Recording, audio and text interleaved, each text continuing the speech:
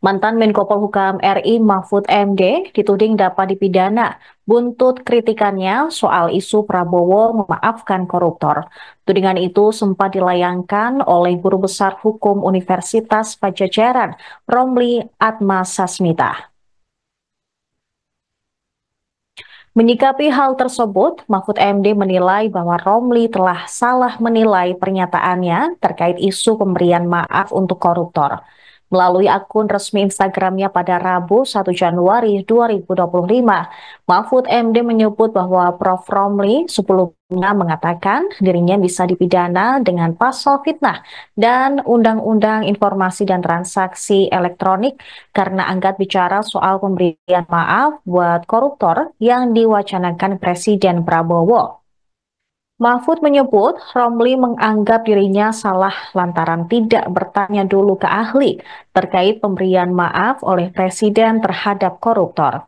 Di sisi lain, Mahfud MD juga menangkap Romli telah salah memahami pernyataannya karena tidak bertanya lebih dulu maksud pernyataannya yang dia sampaikan. Mantan Menko Polhukam ini menjelaskan pernyataan itu dia utarakan setelah Presiden menyatakan akan memberi kesempatan kepada koruptor untuk dimaafkan atas sedia mengembalikan hasil korupsi kepada rakyat. Menurutnya, awal persoalan adalah ketika Prabowo mengatakan akan memberikan kesempatan kepada koruptor untuk dimaafkan asal bersedia mengembalikan hasil korupsinya kepada rakyat.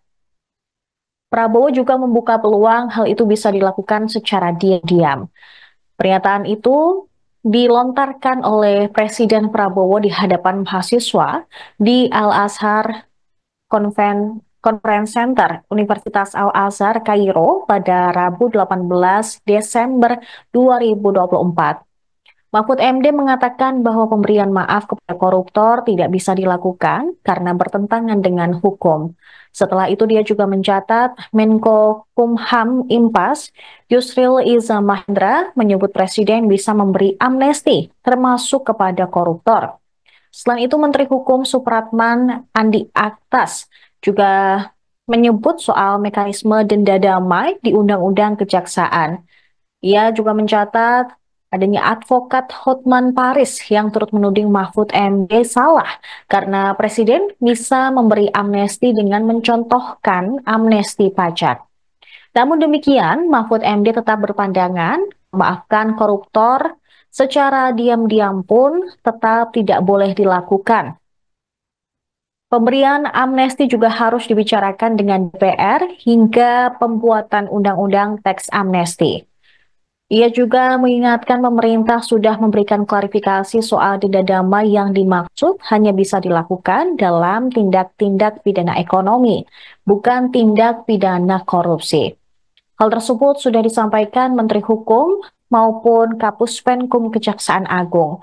Mahfud MD berpendapat bila pemerintah mengampuni koruptor secara tiba-tiba atau secara diam-diam tanpa undang-undang pemaafan, bisa diartikan ikut melakukan korupsi. Sebab menurutnya itu berarti membuka jalan bebas yang memperkaya orang lain atau korporasi secara melanggar hukum dan merugikan keuangan negara.